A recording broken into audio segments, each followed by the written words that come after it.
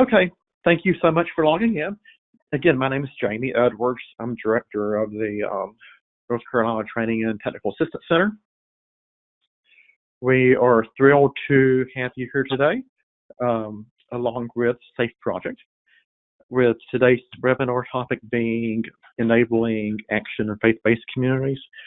This conversation for us in North Carolina has been one of our passion projects within the NCTDA, with the 4 faith-based related trainings, face-to-face trainings we have held the past 18 months in a variety of locations in North Carolina, in Winston-Salem and Raleigh and in Clay County. So we're just thrilled to continue this conversation in a webinar type format. And we also welcome our participants today from outside of the states. And there are many of those as well. First and foremost, we'd like to introduce Josie from the SAFE Project. And she will be introducing herself and the great panel that we have collected today, and some of the big picture goals and priorities of the SAFE Project as well. So Josie, I'll send it to you. Thank you, Jamie. I appreciate it.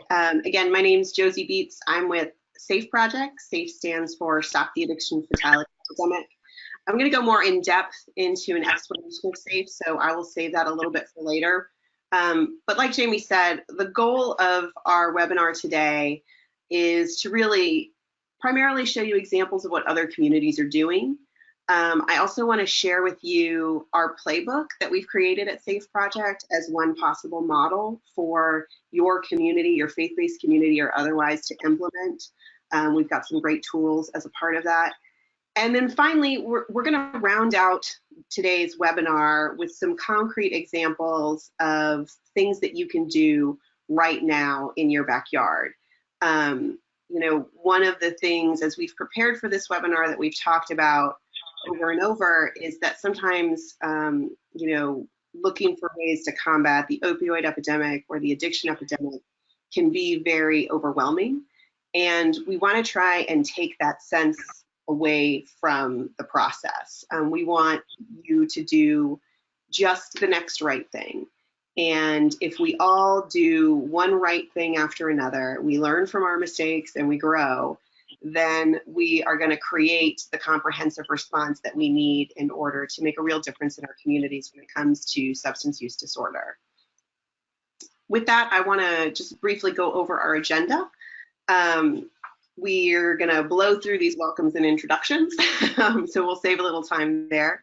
We're going to spend the bulk of today's program hearing from folks around the state of North Carolina, and I'm really excited about the group that we have built for today. They're going to tell you both the challenges and the successes and the reasons to persevere to overcome the challenges, to engage with your faith-based community, with your congregation leaders, and with your community at large.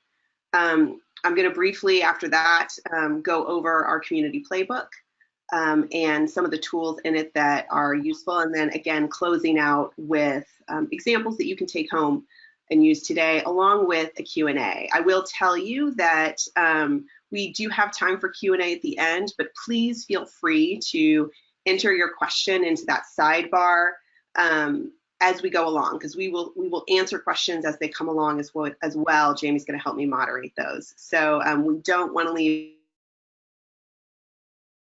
any questions. The reason for this is really to progress. So please feel free to put your questions in there. So first, we've got the first of our 5 panelists from North Carolina, Jeff Pruitt. Jeff is with the Partnership for Community Care, Northwest Community Care. He's going to tell us a little bit about his work with faith-based communities in the Northwest Triad region and talk a little bit about that. And with that, Jeff, I will turn it over to you. Okay, great. Can everyone hear me? Gotcha. All right, great. Thanks for the opportunity this morning to talk a little bit about what we've been doing over the past 8 years to work with this problem in our communities. I started with 3 counties 8 years ago and have expanded out to 10 counties working with Northwest Community Care through the Community Care of North Carolina. And one of the first things we started doing was we had to do community education. We knew that we had to get the communities to understand what the problem is. And back a few years back, it was prescription opioids. The dangers of the prescription opioids, and that how these medications could become addictive when misused, overused, etc. So when we started, it was talking with the physicians, community education, and we started coalitions. And we really wanted to bring our pastors and faith-based community into this. And we were having a very difficult time getting them to understand what was their role. And I will admit is my ignorance to how we were going to bring that into the churches, and that's why we needed the pastors there and how to get them to come in and stay. Sometimes I think it just scared them. And I'm not scared to say that, because this also scares me, because as we transition from not just a prescription pill problem, this evolved into an illicit drug problem, not just with the prescription medications, but also into a heroin, fentanyl, carfentanyl, etc. problem. It became even more scary. And how do we work with this? How do we get the education out there? And like I say, the opioid problem is not just with pills. It has gone into illicits, and the prescription opioids are dangerous.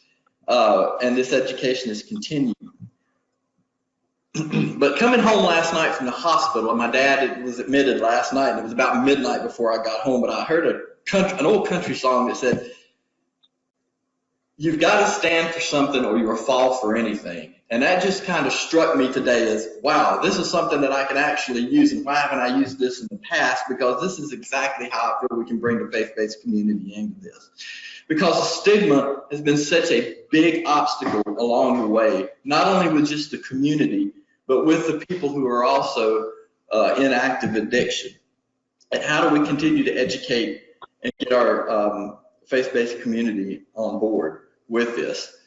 So using our coalitions, we've been able to go out and do education.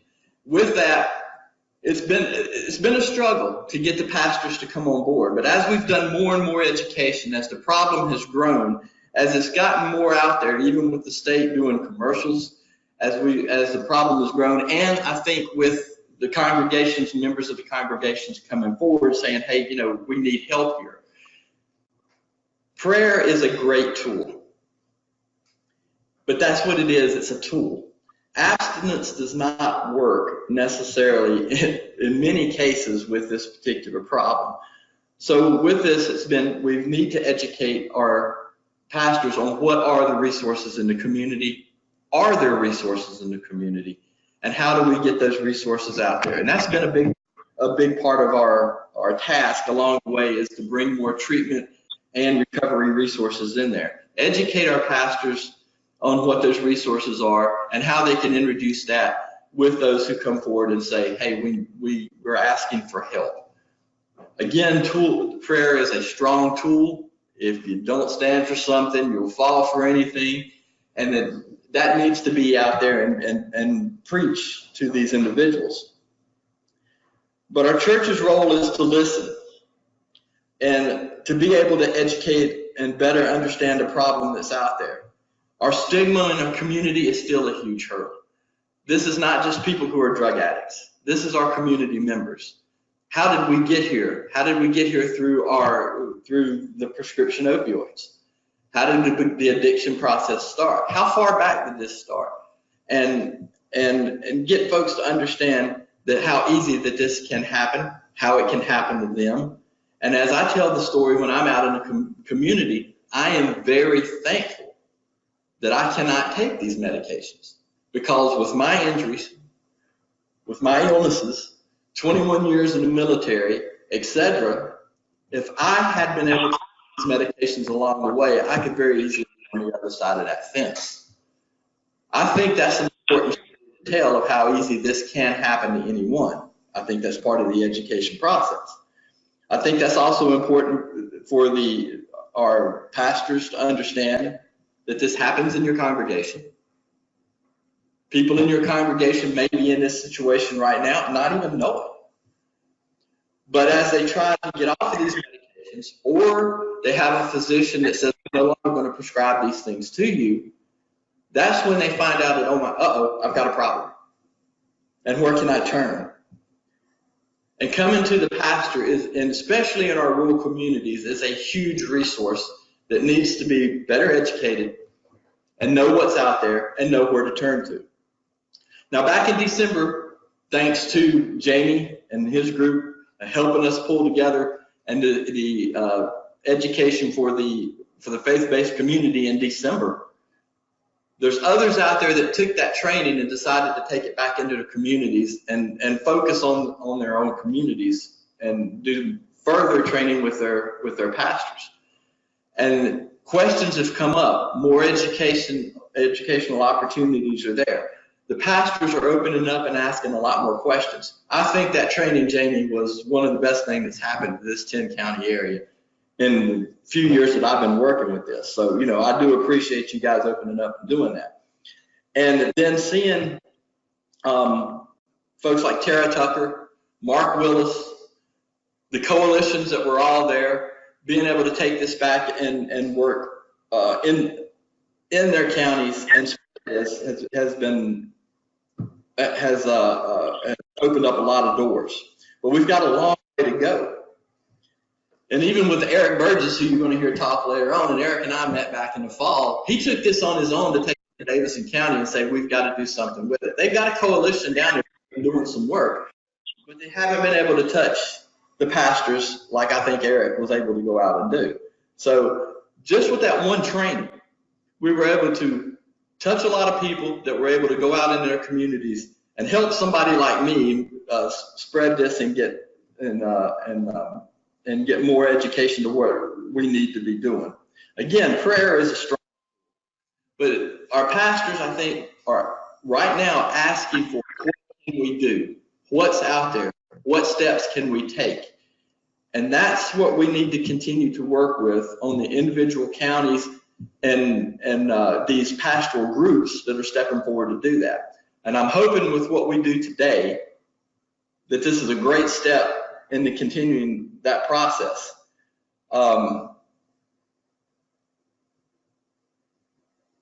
That's where we are at this point, because what we need, another thing we want the pastors to understand is if someone goes back into reuse, it's not a failure. This is part of the disease. Again, part of getting over the stigma is this is a disease. If we can get that into the community and get that education into the community, get folks to understand that this is not just someone who's decided to be an addict. This is a disease. This was a process.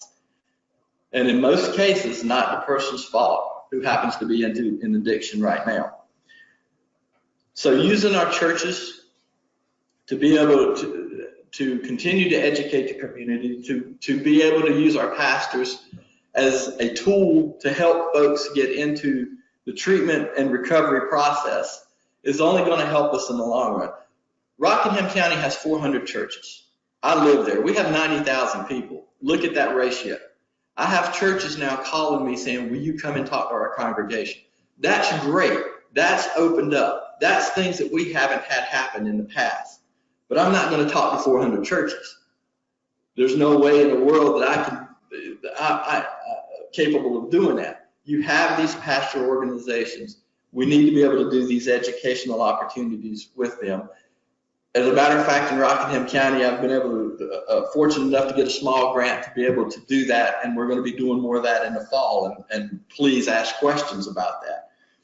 But that's where we are, and I hope that that's a good start to what we're trying to do today, because it is important that we have the faith-based community on board, especially in our rural communities where people are going to come to you. We want you to be able to answer questions. We want you to be able to know where to turn to. We want prayer to be a tool. We want you and your church to be a tool, with the understanding that abstinence is not the answer, especially with this particular problem, and that there are other tools in the community that needs to be used, and folks need to be able to feel comfortable to come to talk to you, but you also need to would be comfortable with being able to talk with them and giving them the resources that they need that are in your community. That's what I've got to this point, and I hope if you have questions for me later on, I'll be right here. And thanks for the opportunity. Thank you, Jeff. We really appreciate it. And I think everybody can see why I wanted to start with Jeff and his comprehensive sort of knowledge of the space. With that, I want to transition over to my next speaker. Get Mr. Derek Vickers. Derek is with Insight Human Services. He's going to talk a little bit about what he does and also the work being done in Stokes County. And with that, I will turn it over to you, Derek. Thank you, Josie. Good morning, everyone. I'm Derek Vickers. I work for Insight Human Services. We are a nonprofit based in Winston-Salem that works with prevention and treatment for alcohol and illicit drugs. I've been working with Insight in Stokes for 5 years, but also live in Stokes. That's where I'm raising my family. I grew up in Germantown, and I now live in King. And so, you know, when we're talking about some of the things that are going on in Stokes as far as Insight is concerned, we offer a lot of evidence-based programming that is delivered to youth in Stokes.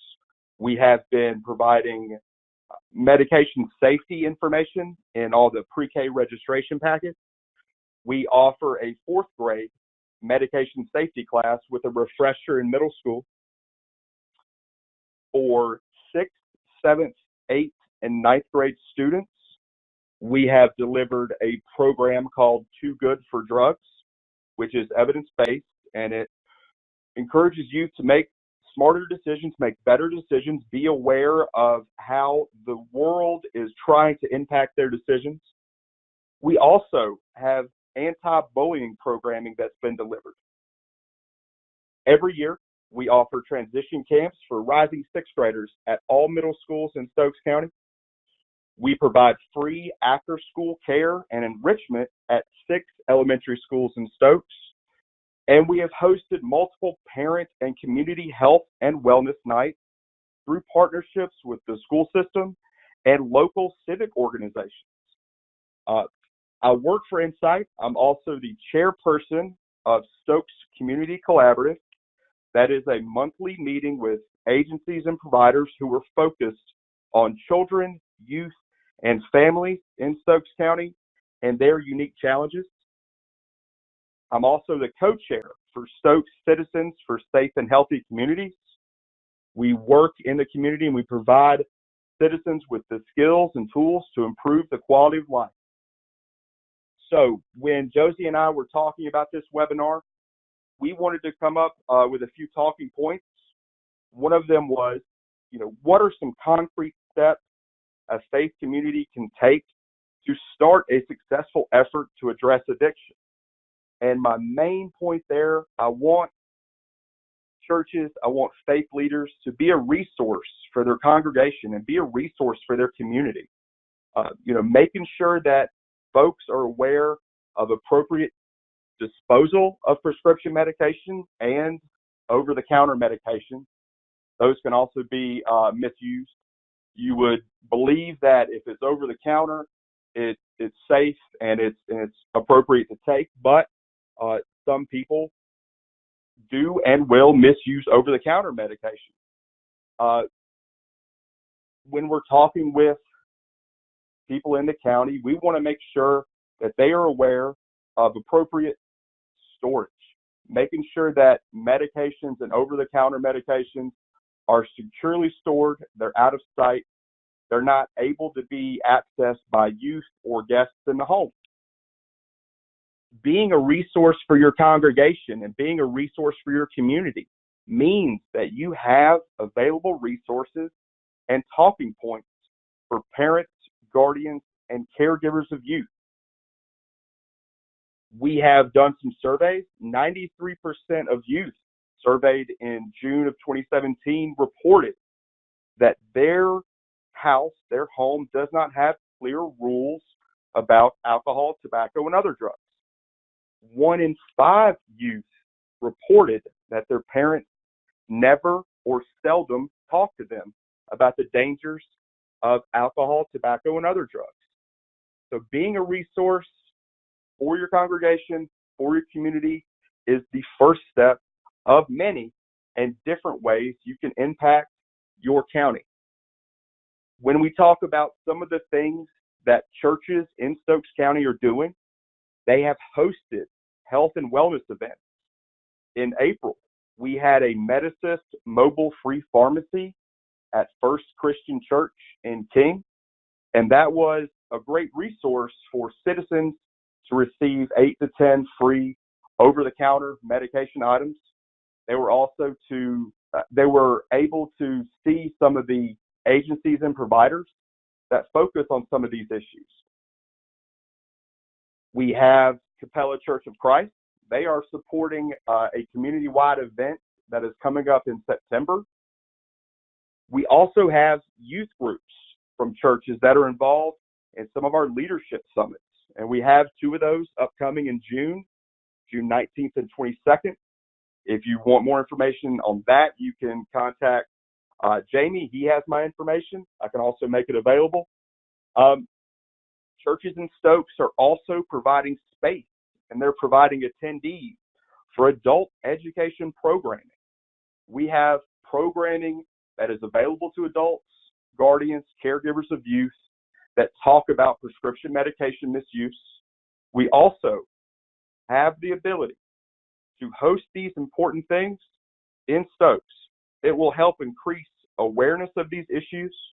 It will increase the capacity to handle these issues, and it will help parents and guardians address these issues in the home. There are some churches in Stokes who also offer recovery programs.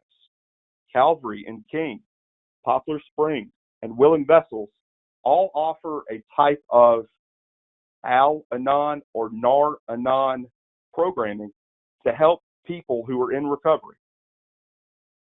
When we're talking about some of the things that your church might need assistance with, Insight and staff that work in Stokes can provide resources that talk about alcohol, tobacco, and other drugs. You know, it's not just prescription medication, but we have information on other things as well. Insight can present parents, guardians, and caregivers of youth with talking points to help build their knowledge base. We also are able to present youth with programming regarding use of illicit drugs and its dangers. When we are asking churches if they're going to focus on one thing, we encourage you to be a resource for your congregation. Faith centers in the community are so wide-reaching. The impact they can have is tremendous. People turn to faith communities in times of struggle, need, or necessity. So you must be prepared to address this, and Insight can do that. Thank you, Josie. Thank you, Derek. I appreciate that. I feel like every time I talk to all of the panelists, I learn something new about what folks are doing and what folks can do. So I appreciate all of that great information. I think there's some great examples that other folks from Stokes County that other folks can take and make happen. So next on our panelists is Eric Burgess of the 108 Challenge. Eric's going to talk a little bit about his initiative and then talk about his experience sharing his personal story and bringing it to faith communities. So with that, I am going to turn it over to you, Eric. Hey, good morning. Thank you for having me. So my name is Eric. I'm originally from Raleigh-Durham, North Carolina. I now live in Thomasville, North Carolina. That's here in Davidson County. So I want to share a little bit about my story first and get right into the 108 Challenge and how we have kind of intertwined a little bit with the faith-based community. For me, at age 13, I started dabbling a little bit with marijuana and alcohol. I was a prominent baseball player coming out of Raleigh-Durham, and, just a lot of pressure and things in my life going at that time. At age 15, I had started dabbling in cocaine, and at age 16, I had gotten a DUI. So I kind of threw away some scholarships going into schools that were looking at me for baseball. Getting, DUI, 1 month after my driver's license, I'd gotten it was kind of devastating. I didn't have a valid driver's license until I was 26, and to this day, I still don't have one. And by the time I was 18, crack cocaine had kind of had me in a chokehold. I was a high school dropout. So many of you, we talk about crack, heroin, opioids. We talk about alcohol and different types of drugs and stuff. But here's some things that, people don't know about them. It costs us, our finances. For me, my high school graduation, friends, family, my health, possessions, my credit, my integrity, any kind of self-respect or self-worth. And then also my freedom. In 2004, I was arrested for possession, attempt to sell, maintaining dwelling, and trafficking crack cocaine in Davidson County. Now, after going through those types of charges in 2018, early 2018, after watching about 11 people overdose, 4 people fatally died from opioid overdose, myself had overdosed on fentanyl. I laid there in a room where a roommate walked in Greenville, South Carolina, and saw me laying dead on the floor. They had to call, 911 immediately. When the EMS and law enforcement arrived, they had hit me, administer Narcan twice on me to revive me. I would go to the Greenville, South Carolina hospital. I'd spend about 3 to 5 nights there in the hospital, go through some mini strokes, and then release. And that was kind of my rock bottom where, for me, I needed a major life change. So I limped my way back to North Carolina, and the only thing that I ever knew that it was good in my life that I could remember that was anything I was ever good at was baseball. So what I started doing was I started marking stitches on a baseball, and I gotten 3 stitches in. And so, this was something that I could visually see. It was a concrete item that I could see in my hand to say, hey, I can stay clean and sober. Now, I'm not saying that baseball is the answer for everybody, but I've gotten 3 days clean. It's the first time I can remember it in 25 plus years. So I get 11 days clean into this thing, and I don't even know how many stitches are on a baseball. So I'm having to Google this. So after Googling, I find out there's 108 stitches on a baseball. And so that kind of birthed the 108 challenge. Now, what is the 108 challenge? Well, we're not trying to reinvent any wheel. We're not trying to say that the baseball is the solution to our epidemic. But what we are saying is that it's a recovery tool that can help people to stay clean one day at a time. Why the baseball? Well, for one, I love the game. Number 2, life comes at us fast. We can all relate to that. All the way down to a 5-year-old kid, we can relate to that. Life throws us some curves, some things in our life that we're not expecting. And then anytime we're using drugs and alcohol and abusing that, the bottom will and can fall out on you. So what does the 108 challenge do? It empowers you to work on your sobriety one day at a time. You can pass this out to other people to help create an accountability group, to get other people marking the stitches with you. It can be used as a prevention tool. It could be used as an education tool to empower people to talk about, drugs and alcohol and the negative effects it can have on the loved one. It develops courage, to share people what you're doing and how you're working your recovery. It starts to create integrity. It's a creative, and it kind of inspires me to get through this thing called recovery one day at a time. For me, I never really, had intended on, passing this out to anybody. I only created this thing to kind of help myself, but as I kind of sharing with other people, it just started growing from there. And so November 19th, we launched this thing of 2018.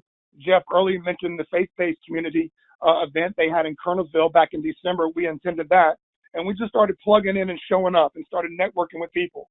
And then that's how this thing has grown. Now, I would never picture my life over a year and a half ago coming out of a hospital, overdosing off fentanyl, that I would be here sitting in a webinar talking to you all a little bit about our program, my life story, and how we have interacted with the faith-based community. So this is new, it's different, and it's God-led. And so far, we've given out 600 plus baseballs to families and loved ones of different individuals and people that we feel like they can use our recovery tool. Again, it's just a tool that we've created to help people stay clean one day at a time. So a little bit about the faith-based community, as Josie and I were talking a little bit about this, is one of the questions we came up with was, what would I tell a church leader about the benefit of inviting people in recovery into church? I heard it earlier, Jeff mentioned education, but I've came up with 4 different things. Not only do we educate by bringing people in recovery into our churches, but it also helps empowers the church. it also starts some engaging with one another, and then it equips. And then from there, you can start equipping the church. So educate, empower, engage, and equip. We hosted an event back on May the 9th where we had, I think, about 84, 85 people come. And one of our goals here in Davidson County was to bring a group of people that we can share what is available out there. And so we ended up getting about 4 or 5 different counties, surrounding counties from Davidson County to come in. I think we ended up with like 25, 26 vendors there. And we had some guest speakers there to share and provide resources and some great networking there as well. The place that we had the event was at a church campus called the Church of God here in Thomasville. Now, real quick about that story and why I feel like you should stay focused anytime you're pursuing your faith-based communities, because I've had so many doors shut in my face, phones hung up on me, people telling me you're a dope head, you're always going to be a dope head. You wouldn't believe some of the horror stories, but the persistence kind of paid off. This particular pastor here at the Church of God that we hosted this event at, back in 2018, basically told me that, he could never have me in his church, with my background, my past, what I'm trying to do. It just wasn't a fit, and this thing came full circle, we hosted our event there at his church as him and I slowly started to build our relationship and sharing with one another. He kind of took his pastor hat off. I kind of took my 108 challenge hat off, and we started talking to each other as individuals and as human beings. And we started seeing each other as that. So I think one way that we can help, with the faith-based community is just stay persistent. It just pays off. And then the idea that we should share the story, with people in the faith-based community, because I think it helps, I hate this word, but it's just a part of it. Stigma, it helps break that word down, that we can actually have somebody say, hey, look, we know this person's been down a wrong path and he's made some very bad choices. But a lot of times when you find these people, it's not that they're bad people. It's just they've made some very bad decisions, or they've been involved in some very bad circumstances. So for me, putting my outreach, putting and networking people, it's very important that I put people who have a strong prayer life surrounding us and what we're trying to do. I think it is a vital tool for us to be able to help people. I think that's what's missing when we talk about sustained recovery, when we talk about prevention, as you heard Derek, as they do a wonderful job at Insight, impacting the youth and the parenting. I think that, one of the things is that we start to wait till things get so bad and we start praying on these things. When we start praying on these things up front, when we talk about prevention and education and empowering and engaging and equipping our faith-based community, let's start doing that on the front end instead of waiting till things get so bad and then throwing our hands up or turning a blind eye to it. And those types of things are not going to make these problems go away. So again, that's just a little bit about us. We are on Facebook at D108 Challenge 2, and we are on Instagram. You can also email us at D108challenge@gmail.com. And then a direct line is 336-807-6744. And again, thank you so much for allowing me to share this morning. Thank you, Eric, for sharing your story. Thank you for being with us today. We are so glad to have you here to share your unique perspective. And I've mentioned this before to you, but I love your persistence and the lessons that we can learn about engaging, primarily with the faith-based community, but all sorts of folks. Persistence pays off, hard work pays off, in that it sounds like you really changed some hearts and minds about what it means to be in recovery and what it means to support that community. With that, I'm going to shift to our next presenter, Bob Richardson. Bob is a pastor at Mount Tabor United Methodist Church.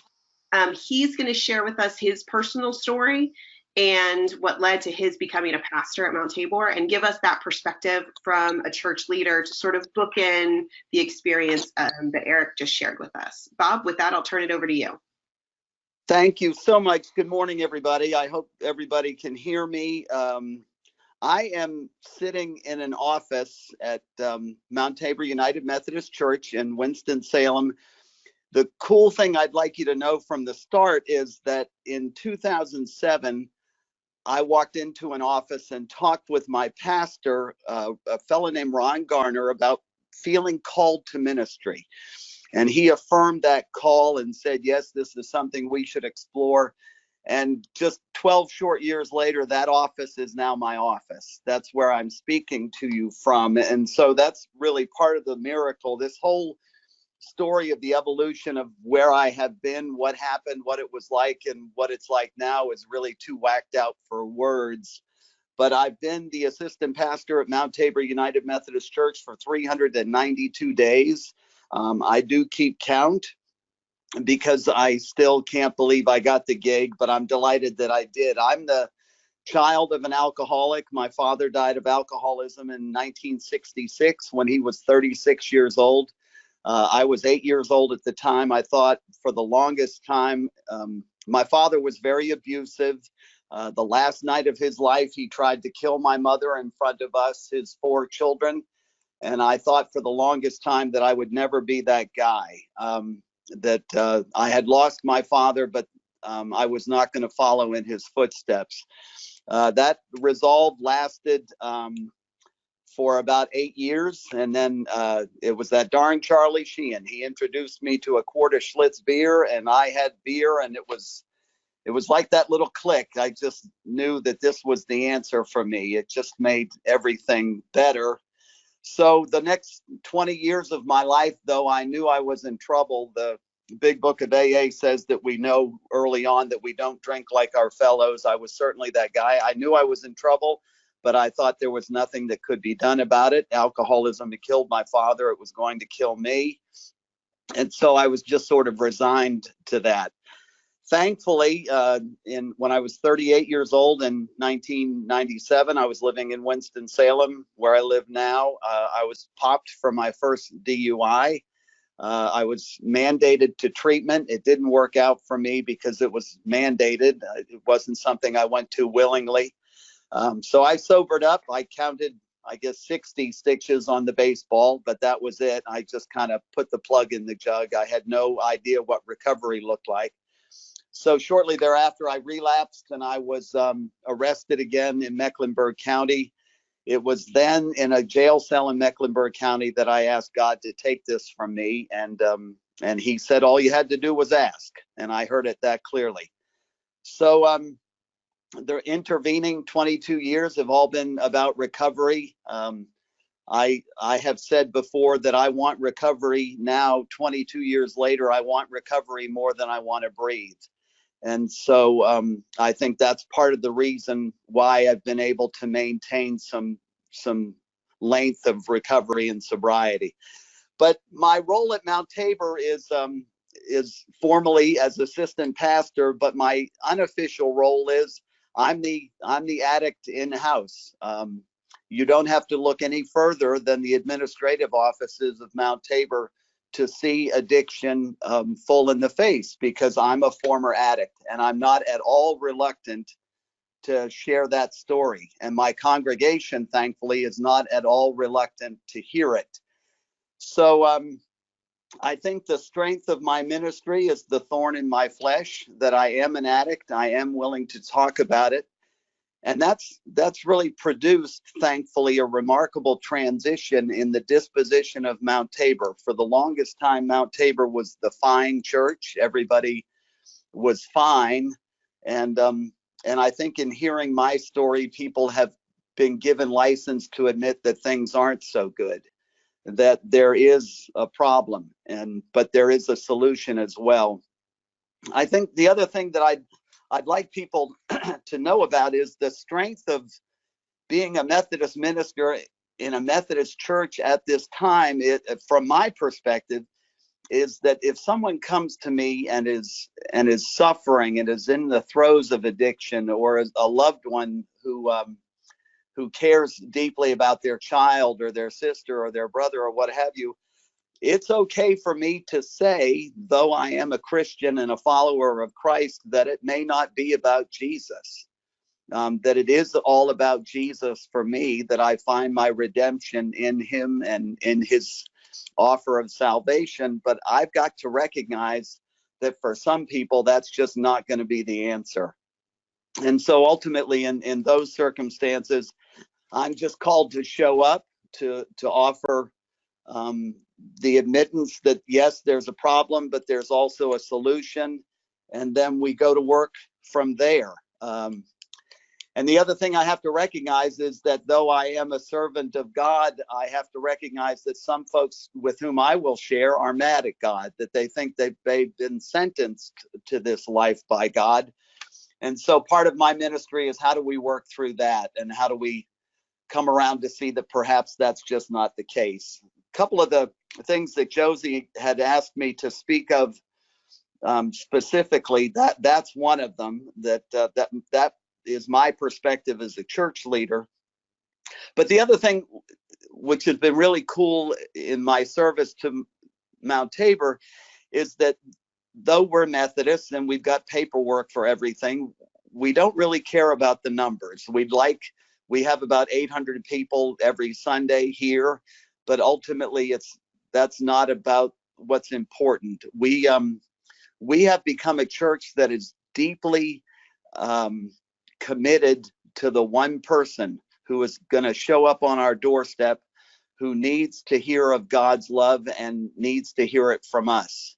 So if there's just one person who crosses our threshold on a Sunday morning, and I'm able to speak to them through my story, if we're able to speak to them through the music of worship or the prayer of worship, then that's the ultimate victory, because we know from that one person, then the ripple effect will certainly be eternal. And we've had certainly examples of that in my 391 days here at Mount Tabor, of just that one person showing up and saying, I think I may have a problem. Is there something we can do about it? And I get to stand, and I mean, I get to. It's not an obligation. It's not a chore. This is a remarkable gift that I've been given, to be able to stand in the gap for someone who's suffering. So we're not concerned about the numbers. I've had people who have been very reluctant to share their story, and I try and comfort them with saying that that's okay too, that I can wait, but I try and remind them that there's one person who needs to hear from them, and then the miracles start to happen. And so that too has been a remarkable gift to see here at Mount Tabor. But the other thing that I think my other fellows on the panel have talked about, stigma, and I think the church needs to revisit what Christ called the greatest commandment constantly, because when we do, then the stigma hopefully will be pushed to the margins where it really should be. Jesus said to love God and to love others. And I think when we maintain our focus on that reality, then everything's possible. I think if we lose sight of that, then the church is in big trouble. And so ultimately, that's what I try and reinforce with my flock, is to ultimately, it's about loving God and it's about loving others. If I lose sight of that, then as I said, we're in trouble. One other thing I'd like to kind of close with, I've been really interested in a poem called An Ambulance Down in the Valley. It was written in 1895 by a fellow named Joseph Malins, and it really talks about just why, it talks about the foundations of our concerns, of the ills of society. And I think I've had more and more people coming to me when they hear news of false Xanaxes and fentanyl and more powerful drugs. Why are people so inclined to be under the influence? And I think the foundation of that is we're just not loving each other. And when we figure out how we can do that, then we're on the way to an overarching and an eternal recovery. And that's what I'm interested in. And I think the church, despite all her warts and blemishes, I think the church is a great representation of that community. And so that's what I try and lead, and that's what I try and foster in my time here. So with that, I'm going to turn it over to the rest of the gang and stop talking, because the last thing you need is a preacher talking more. But I'm deeply honored to be part of this panel and to share just a little bit about what's going on here. Thank you, Bob. We are so glad to have you on our panel to provide both your personal experience and how you're changing your community through your church. It's inspiring, and if we just had a Bob at every church, we wouldn't even need this webinar. So thank you so much for sharing that with the group. Our final panelist today is Curtis Taylor from the Alcohol and Drug Council of North Carolina. Curtis is going to tell us a little bit about his work with ADC, and also tell us about the work he does in churches speaking. And with that, I will turn it over to you, Curtis. Thank you, Josie. Good morning, everybody. Again, my name is Curtis Taylor, and I am also a person in long-term recovery. And what that means for me is that I have not used alcohol or any other substance in over 16 years now. I, of course, do have a personal testimony, just as the other panelists have shared, but that's not exactly what Josie has asked me to speak on today. But trust and believe that God has also been very, very good to me. Currently, I serve as the executive director of the Alcohol Drug Council of North Carolina. And if you've never heard of our agency, our primary function is that we operate an information and referral hotline for any North Carolina citizen that is seeking services for substance use disorder. We service all 100 counties. We're not getting paid to make a referral to any particular agency. The only thing we're interested in is making sure that people get access to the help that they need. We maintain a very robust database with service providers in the entire state of North Carolina, and we are referring people to services within their particular community. We never make a referral to any place out of state. We're not sending people off to Malibu or Arizona or Florida or anything like that. So we're not like those some of those television commercials that you might see. Again, we embrace every single pathway to recovery, whether that's medication assistant, faith-based, you name it. Whatever that person needs or desires, that's what we try our best to connect them with. We also do everything in our power to educate families, caregivers, parents, wives, husbands, aunts, uncles. One of the unique things about our agency is that we spend quite a bit of time on each individual phone call. So we're not trying to rush people off the phone. Our first job is simply to listen, and that can be impactful in and of itself. It's just simply hear people out, let them get some things off of their chest. But the main goal is to assess that particular situation, determine the appropriate level of care, and then very quickly make a referral to a service provider within that person's community. That can be everything from detox to residential treatment services, outpatient treatment, residential housing, recovery housing, or somebody might just need to know where some mutual aid group meetings are within their community. We take domestic violence calls, anger management, gambling, all kinds of things come across our phone system on a daily basis. And I could not be more proud of my staff as they interact with people and show empathy and do everything in their power to educate the best that they can. My agency is also involved in a lot of advocacy work, and we do work with the faith-based community. We've held conferences specifically to address faith leaders and help connect them to the recovery community. Josie has asked me to talk a little bit about that and the fact that, well, one good example is my agency in and of itself. A lot of times people start projects or they want to build coalitions and things, and one of the first things they want to try to do is put together like a resource booklet or a resource packet, and that's not always the biggest need. Our state is somewhat rich in resources, if you will. So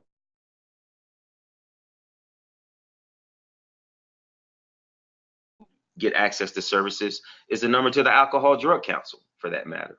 A lot of times, if we first take the time out to kind of research the community and see what exactly the community needs are, and possibly even, if you can, hear it directly from community members themselves, then you'll find that what we thought should be our main agenda is not necessarily what the community actually needs.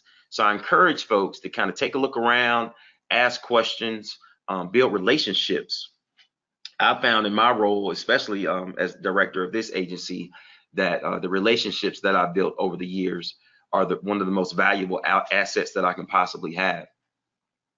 Another role that I serve is as an ambassador to the ABC Commission's Talk It Out campaign for the prevention of underage drinking.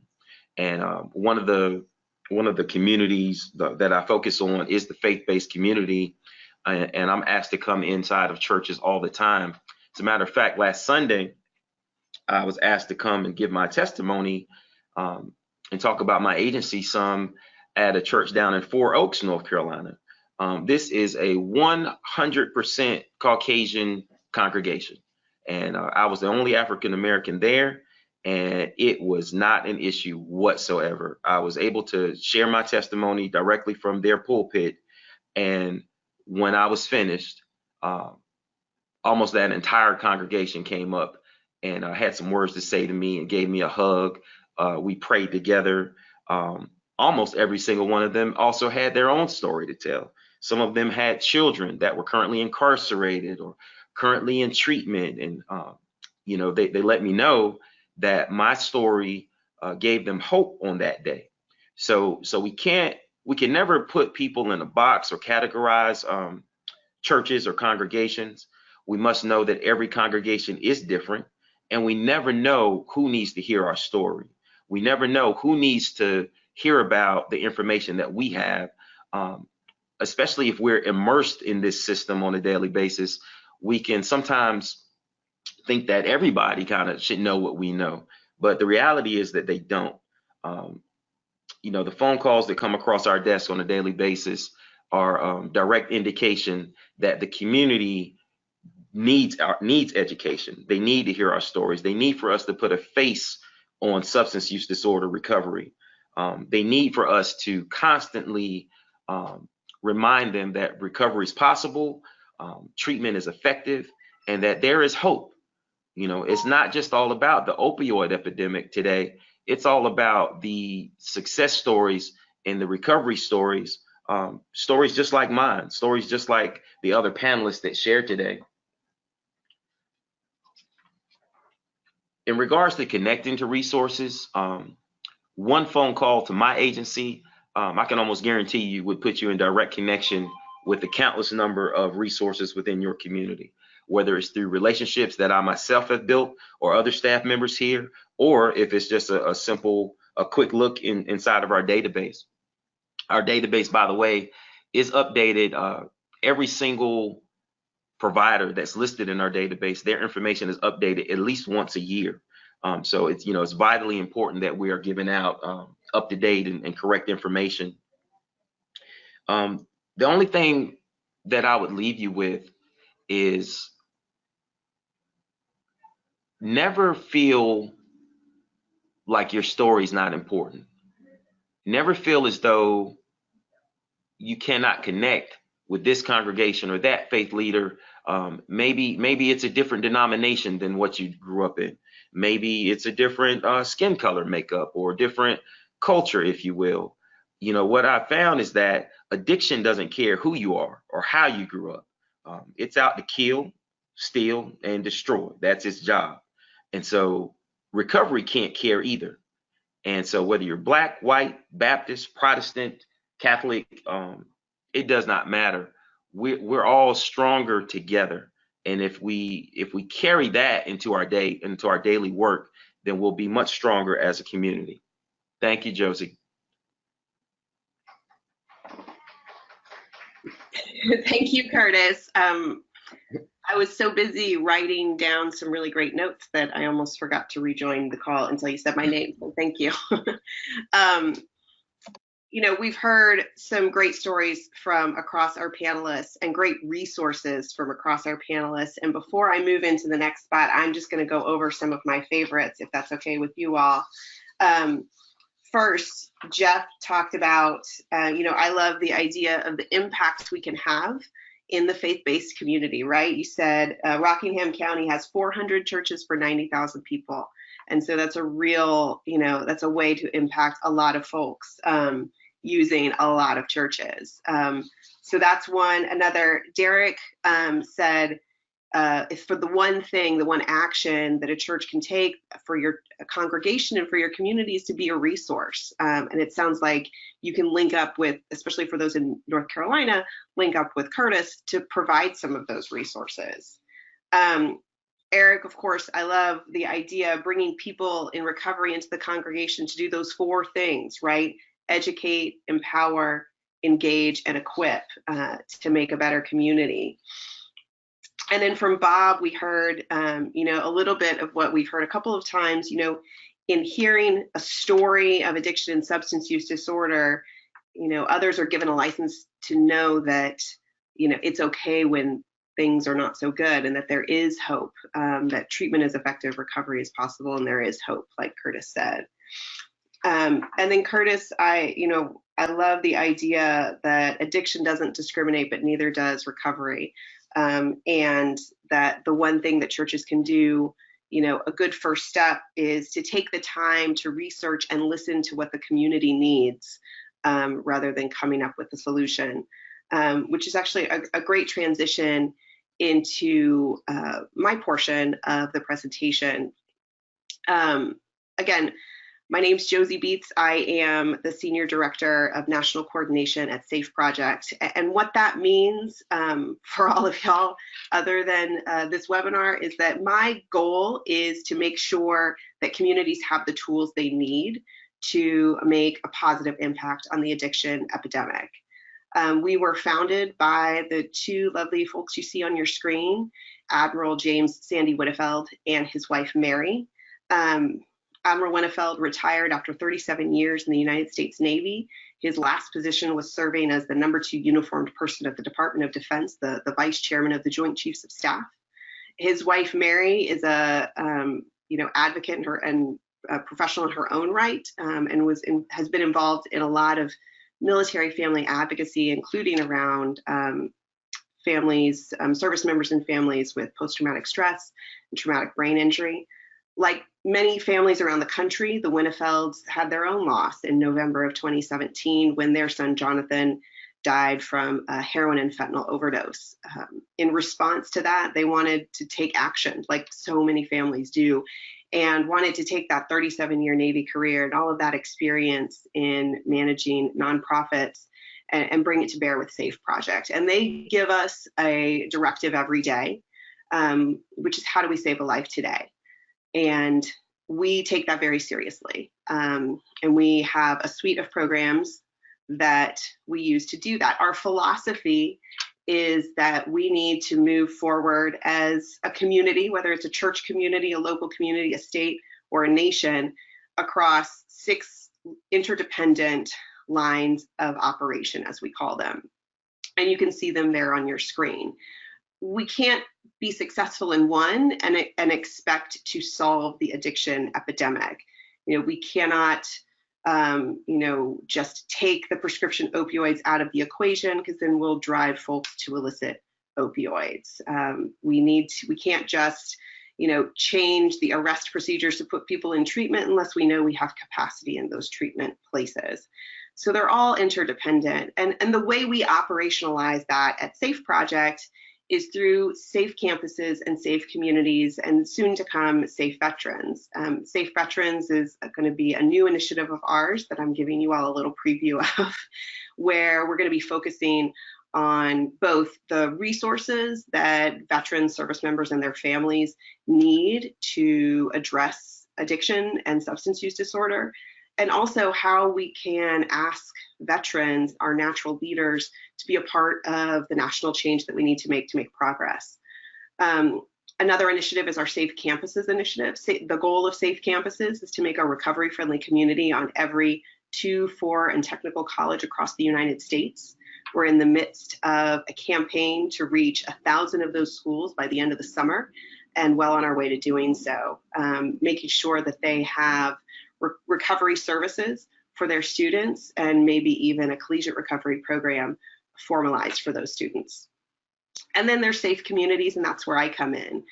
The goal of safe communities, again, is to make sure that communities have the tools they need to succeed.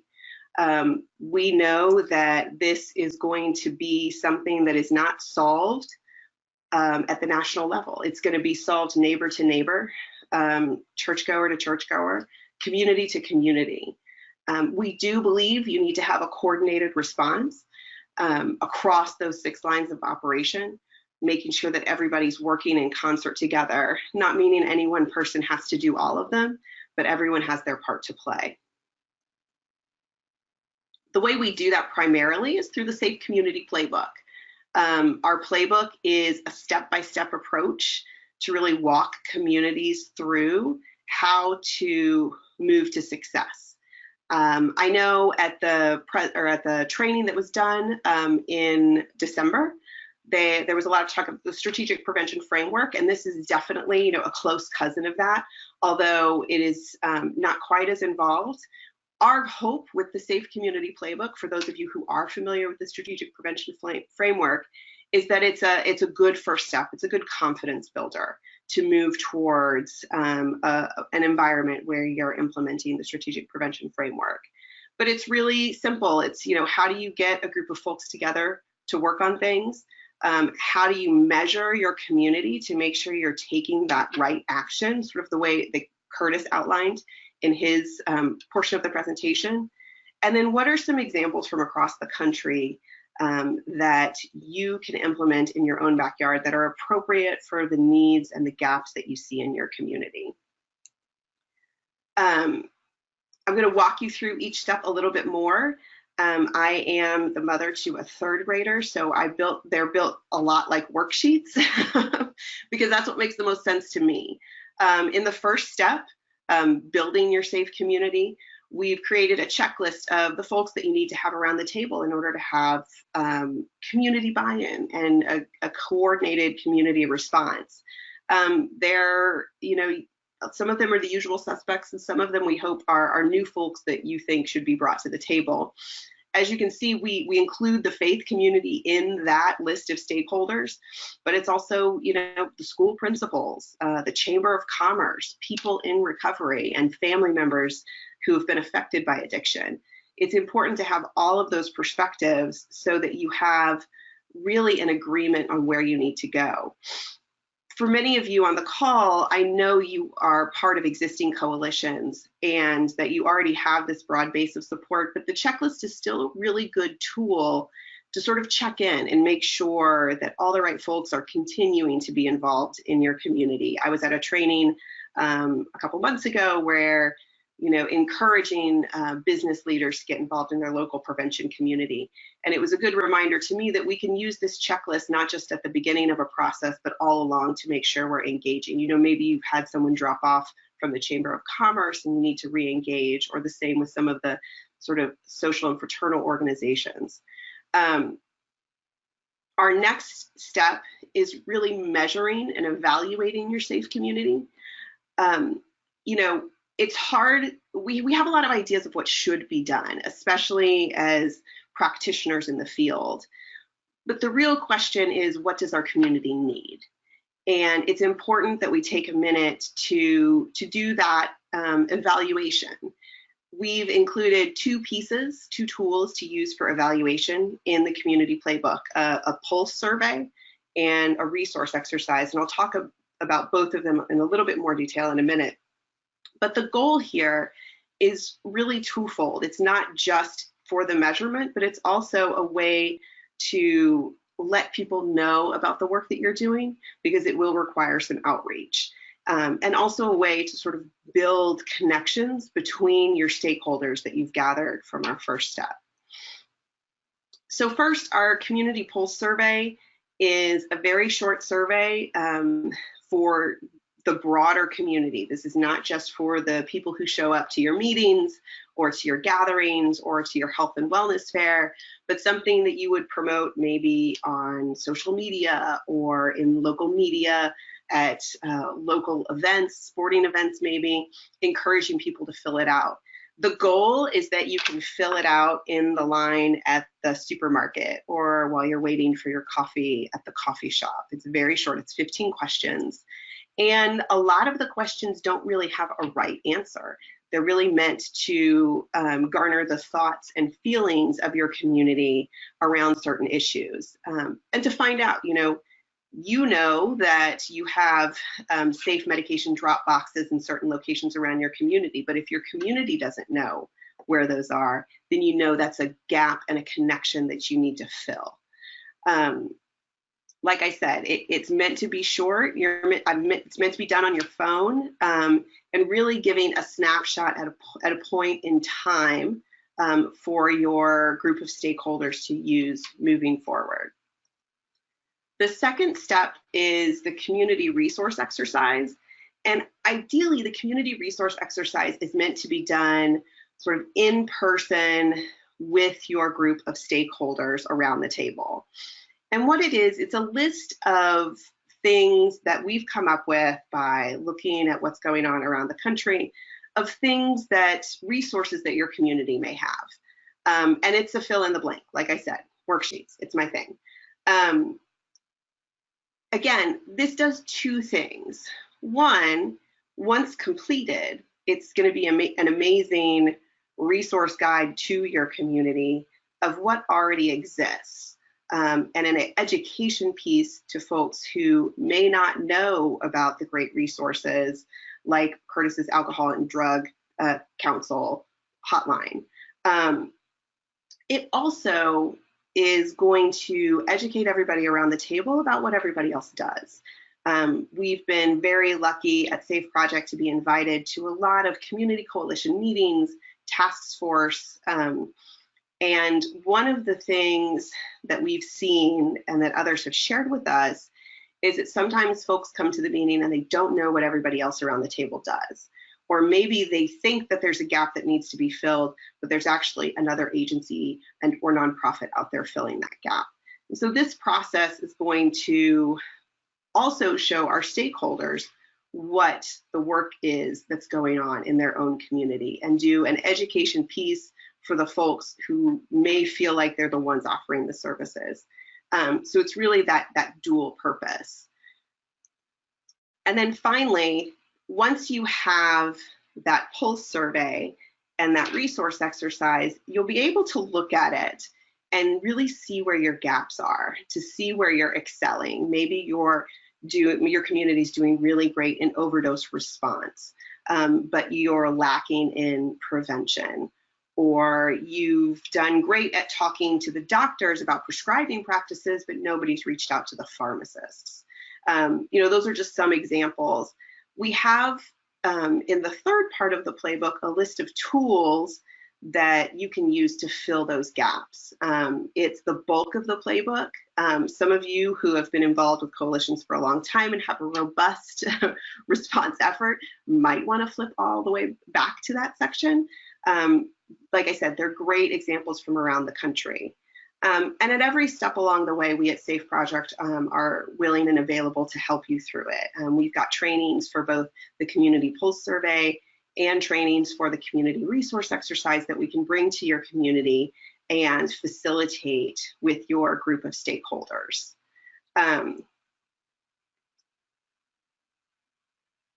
Finally, I wanted to talk about a couple of examples. We've heard some great examples throughout the presentation today. So I'm going to try and not duplicate, but I might. And I hope that while I'm talking, I can ask my panelists if they have additional things that they've talked about or things that came from their section that they want to emphasize. I'll call on them at the end. But these are just a couple of things that you can do that you can take home today. We talked at the top of the presentation, communities, especially faith-based communities, should not let the enormity of the addiction epidemic overwhelm them and prevent them from taking action. It is a lesson that my friends in recovery have taught me over and over and that I always need to relearn. Just do the next right thing. By taking one good, well-intentioned step, you can really build progress toward a comprehensive response. And if we're doing that, taking that one well-intentioned step throughout our 6 lines of operation that we outline in SAFE Project, we are going to create that comprehensive response that is going to positively impact the addiction epidemic. So what's up here are just a couple of really good first steps that you can take. One, the DEA has a great campaign. Twice a year, they hold a drug take-back day, and they call it Don't Be the Dealer. Over 50% of the people who started using opioids got them from a friend or family member, over 50%. And if we can cut that down, even by a little bit, we can make a huge impact. And so the best thing that you and your community can do is go home and empty out your medicine cabinet. I know I'm a little bit speaking to the choir here, but the next step is, have you gone across the street and asked your neighbor to do the same? Or have you turned to the person sitting next to you at church and asked them to do the same and kept them accountable on it? And that's really where we can make change, by talking to our friends about it and how important it is. You've heard several of our panelists talk about sharing your story. Somebody needs to hear your story today, and maybe this is part of your story. Another thing you can do is hold a screening of a PBS Nova documentary. Nova is the sort of science series that's on PBS, and they did a special on addiction last October, I believe. It might have been a little bit before, so don't hold me to that. And as part of that, they offer community screening guides. And so you can log on to this website here and fill out a form, and they'll send you the community screening guide as well as a DVD. But you don't need the DVD. You can actually stream the documentary online as well. It's a really great way to start a conversation with your congregation about addiction and the science of addiction, and how addiction is a disease and not a moral failing, and really transitioning that conversation from that one of stigma to that one of recovery and hope. It's a great just baseline way to make sure everybody understands what the science is. It's engaging. It's about 45 minutes long. It provides a great opportunity to really start that conversation. So that's another sample out there. And our founders, Admiral Winnefeld and his wife Mary, are one of 3 families featured in the documentary, both a story of loss, a story of recovery, and a story of folks who are sometimes still struggling. The next thing I wanted to tell you about was our SAFE Project Naloxone Saves Challenge. This is something we've launched to educate folks about the usefulness, the importance of naloxone. As many of you know, naloxone, also known by the brand name Narcan, is a scientifically tested, non-addictive medication that can revive someone from dying from an opioid overdose. You heard Eric's story about how it saved his life, and it can be of use to many. It's been around for decades, but has become more and more important as we've faced the opioid crisis, and particularly with the introduction of fentanyl into the system. You can find out more at this link, but basically what we're asking folks to do is we ask you to print out a sign and talk to 5 of your friends. Talk to them about naloxone, tell them why it's useful, tell them how they can get it in your community, and then take a picture with our sign and please tweet it at us, share it on Facebook, and let us know. And it's something we're hoping that folks will do. It's a little bit of fun for a really serious topic, something that we can share, again, telling that story because someone needs to hear that story today. And then finally, to round that out, I wanted to talk a little bit about language. It's important that we're using the right language because language has power. And when people hear language that feels stigmatizing, they're less likely to be a part of what we're trying to do. And so there's a great tool out there called the Addictionary that you can go to and really read about the different terms that we use, and you can see which terms have what they call a stigma alert on them that talks a little bit about stigmatizing language and why we prefer not to use that and why we would want to use different language so that we're including people. For example, addict is a word that we try to stay away from, and we encourage folks to use more person-centered language like people with substance use disorder. It's a great tool. We reference it at Safe Project. We use it as our style guide to make sure that we're not accidentally tripping into stigmatizing language. And it's right there. With that, I'm going to pause and see if we have either any input from any of my panelists or any questions we need to answer from the community.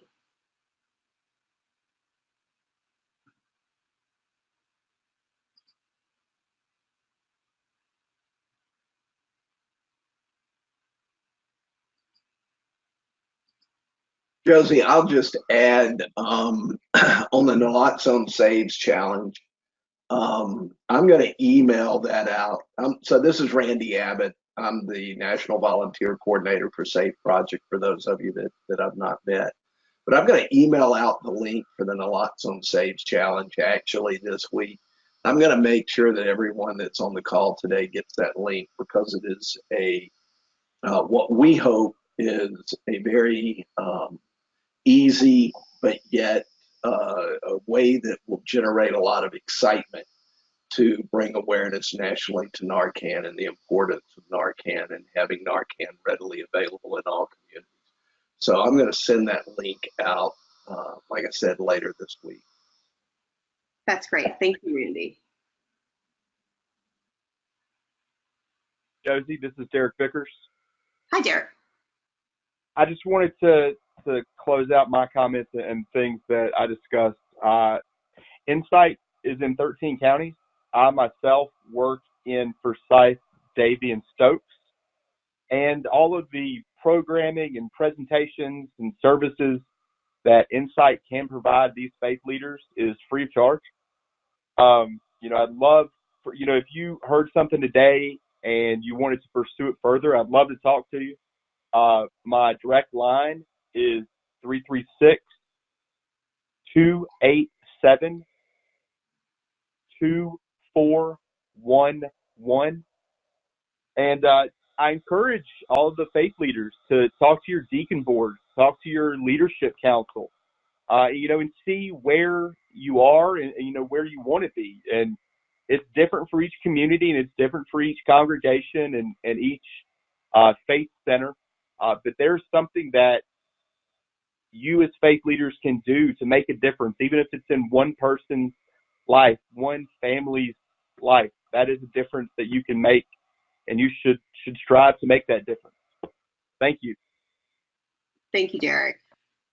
And go ahead. Oh, me? Yeah, go ahead, Curtis. Sorry. Thank you, Josie. I just wanted to be mindful of the fact that, again, every congregation is different. So some church memberships will want to be extremely hands-on. Like, they won't really be interested in getting involved with anything that their members cannot be directly a part of, whether that's helping to facilitate meetings or, helping to give people clothes for job interviews or, things of that nature. Other churches will be more comfortable maybe contributing financially. Some churches will want us to come in and share our story or give education trainings and, things of that nature.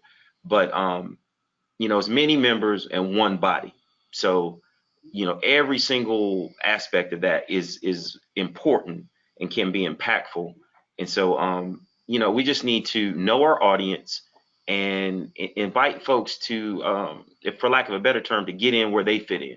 So, whatever a church is going to become passionate about, then we want to emphasize that and give them every opportunity to participate and help our community. I also want to make sure that I give my agency's hotline number, and our hotline number for information and referral is 1-800-688-4232. Again, that's 1-800-688-4232. You can also reach us through our website, which is www.alcoholdrughelp.org. www.alcoholdrughelp.org. Thank you. Thank you, Curtis. And the best thing I want folks to take away today is all of these resources that all of our panelists are talking about. And so we'll try to circulate a list of links to everyone's organization, but I want to make sure that everyone who wants to share their contact information can do that as well. So Bob, I see you've got your hand raised. Yes, ma'am. You know, I'm the pastor in the group, and so I've got to bring a Bible study into this. But I think it's not for nothing that I'm teaching on tonight on the 5th chapter of the Gospel of Luke, and something's happening when Jesus is speaking to the multitudes at the lake at Gennesaret. He sees that there's a crowd, and he kind of backs off, and he sits in a boat and goes a little bit offshore, the better to address the crowds. When he's done, he looks at Peter and says, "Cast your nets down into the water for a catch." And Peter's first response is, "It ain't gonna work. We've already tried that. We've been doing this all night. It's not going to work." But Jesus convinces him to go ahead and give it a try anyway. I know that this seems at times for so many an insurmountable problem. And our first default is naturally to say it's probably not going to work. But I just want to give a word of encouragement as well as say thank you for the inspiration that's been provided me, that I know it's a big problem, but we've got a big God, and he can take this on if we just are willing to stand in the gap to serve him by serving his people. It does work. I'm proof of it, and I'm just really encouraged by the words that I've heard from everybody today. Thank you. Thank you, Bob. And I agree. I am encouraged. I am excited about the work to be done. As I'm talking, I feel like there might be a couple of questions from the audience. Jamie, do I have that right? You do. You should be able to expand those questions.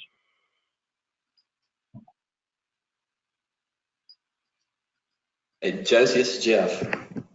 Hi, Jeff.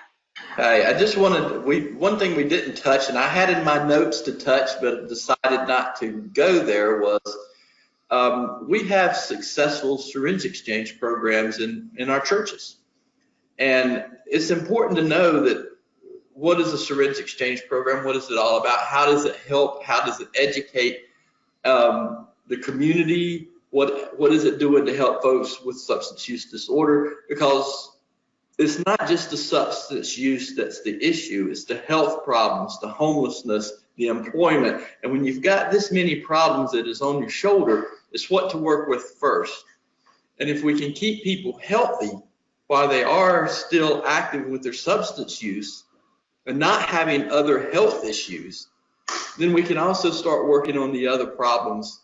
And our most successful syringe exchange programs are in our churches. And I think Bob can attest to this, because Guilford and Forsyth County are doing this. And it's not just we're swapping syringes for syringes. We don't want that stigma out there. We want folks to understand that when people come in the door, that they have resources there available to them. We're not going to force on them, but they're available to them. But if we can help people maintain their health, and that they're not having skin breakdown, other major health issues that are going along with the substance use, that there's opportunities there to help with housing, there's opportunities there to help with employment, that can help with these other problems, then we can start working with the substance use issue. Does that make sense? Absolutely. I didn't want to go that far, even though it was in my notes, and I write down notes, and I think they're pretty good notes, and I never go by them. So, but I want folks out there to think about that, because this is something we're trying to take into our rural counties. Like I say, Forsyth, Guilford, they're huge counties. They're successful. These are working, and it's working through churches. It can very easily be taken into our rural counties and done the same way. Food for thought. Thanks. That's a great point, Jeff. Thank you for sharing that. I think we have a couple of questions from the audience. We do, Josie. Can SAFE be used on a macro scale, such as a simple strategy for small congregations? Can you say that one more time, Jamie? A simple strategy for small congregations? Yes. Is the SAFE framework appropriate for smaller congregations? I might pitch that to one of my panelists. What do you think?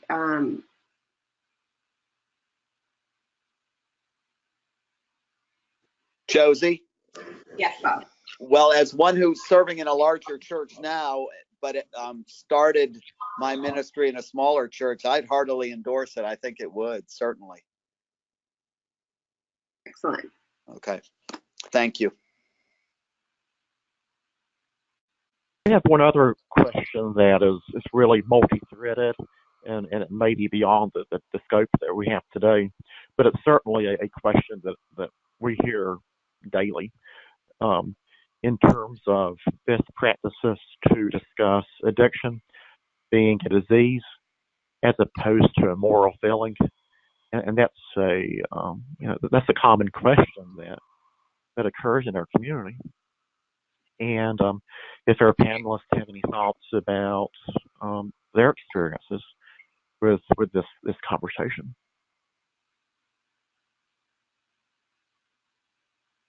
The question comes up, this is Jeff again. I hear this quite often, especially in the rural communities of, is this a disease? And we talk about how it's really the rewiring of the brain, and we try to break it down into simple